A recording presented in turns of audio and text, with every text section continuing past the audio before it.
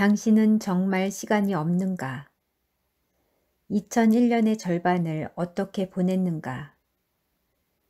영화에서 007이 스포츠카를 모는 것을 보고 한 달 전 운전면허를 땄다. 그리고 요즘 스포츠카는 아니지만 가끔 음악을 크게 틀고 직접 운전을 한다. 그러면서 느낀 것이 있다. 먼저 오래된 이야기 몇 개.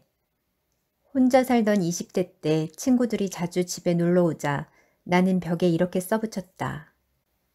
3분 이상 잡담을 하려면 집으로 돌아가라. 대부분 부잣집 아들이었던 친구들에게 나는 시간만이 나의 자산임을 설명하고 이해를 구했다. 신혼 초 아내와 함께 설악산을 갔을 때는 시간이 아까워서 산 중턱까지 택시로 왕복했다. 가족과 함께 용인 에버랜드에 갔을 때는 길에서 허비할 몇 시간이 아까워서 헬리콥터로 다녀왔다. 지난 20년간 국내외에서 하루 평균 한두 시간 정도는 어쩔 수 없이 차를 탔고 그 시간이 아까워서 언제나 무엇인가를 읽었는데 각종 신문 7종과 주간지 4종 정도는 된다. 그런데 운전을 해보니 뒷좌석에 있을 때는 지루하게 느껴지던 시간이 빠르게 흘러가는 것이었다. 어째서 자가 운전자들이 하루 2~3시간의 출퇴근 시간을 심각하지 않게 여기는지 알 수 있었고 왜 공부할 시간이 없다고들 하는지도 알 수 있었다. 나 역시 운전을 한 날은 읽어야 할 것이 밀려 시간이 모자란다. 운전을 하면서 생산적인 생각을 많이 하면 된다고? 5분 분량도 안 되는 생각이 계속 맴돌 뿐이었다. 시간이 없다고? 이미 나는 일터 가까운 곳에서 살라고 권유한 바 있다. 그렇게 하기 힘들다면 다른 시간을 최대로 절약하라. 내가 직원들에게 요구했듯이 24시간을 어떻게 사용하고 있는지 30분 단위로 한 달만 상세히 기록해 평가하여 보라. 스스로 한심한 생각이 들지도 모른다. 고 공병우 박사는 시간을 쪼개 쓰려고 욕실에 냉장고를 갖다 놓고 변기에 앉은 채로 음식을 먹었다고 한다. 나는 욕실에 냉장고 대신 TV와 오디오가 있다. 그대 스스로를 고용하라의 저자 구본영은 하루를 22시간으로 여기고 2시간은 자기 개발을 위한 시간으로 삼으라고 권한다. 나는 평균 5시간을 그렇게 사용해왔다. 꼭 그렇게 시간에 쫓기며 살 필요가 있느냐고?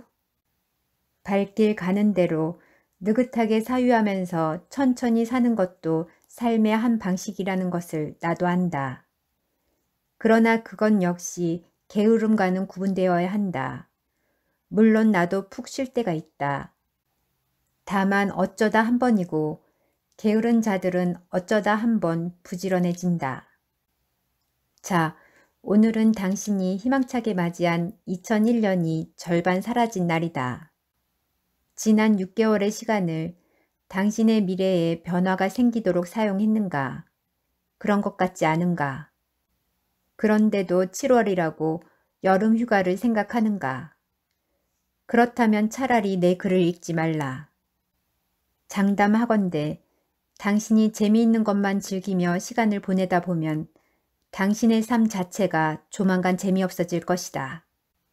명언 2개. 당신이 헛되이 보낸 오늘은 어제 세상을 떠난 사람들이 그렇게 원했던 내일이었다.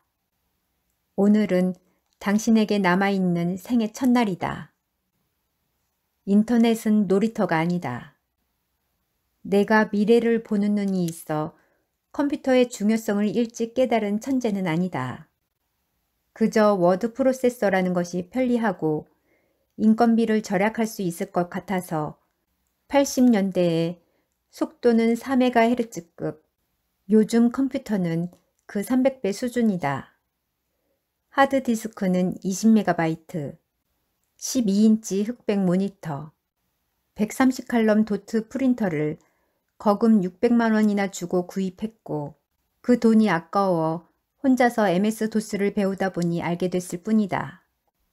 속도 300bps짜리 모뎀을 몇십만 원에 사서 세계 최대 데이터베이스 다이얼로그에 접속해본 것도 그때였다. 예전에 부자들은 컴퓨터를 몰라도 됐지만 지금은 컴퓨터 활용 능력이 매우 중요하다. 그러나 채팅, 게임, 이메일 교환을 하는 수준이면서도 자신을 컴퓨터 활용자로 착각하는 사람들이 많다. 이런 사람들일수록 하드웨어 사양은 최고를 찾지만 윈도우에서 제어판의 내용도 이해하지 못하며 화면 보호기에 그림을 바꾸는 따위의 잔재주에만 밟다. 부자가 되려면 엑셀을 반드시 배워라. 직장인들 중에는 회사에서 만들어 놓은 프로그램에 숫자만 입력하면 되는 경우들이 많아 엑셀의 필요성을 느끼지 못하는 경우가 적지 않지만 부자가 되려면 숫자 관리를 직접 할 줄 알아야 한다. 경영이나 투자에서 숫자로 표시될 수 없는 것이 있다면 그것은 주먹구구라는 말이며 돈이 새고 있다는 뜻이다. 숫자 관리에는 엑셀이 최고다.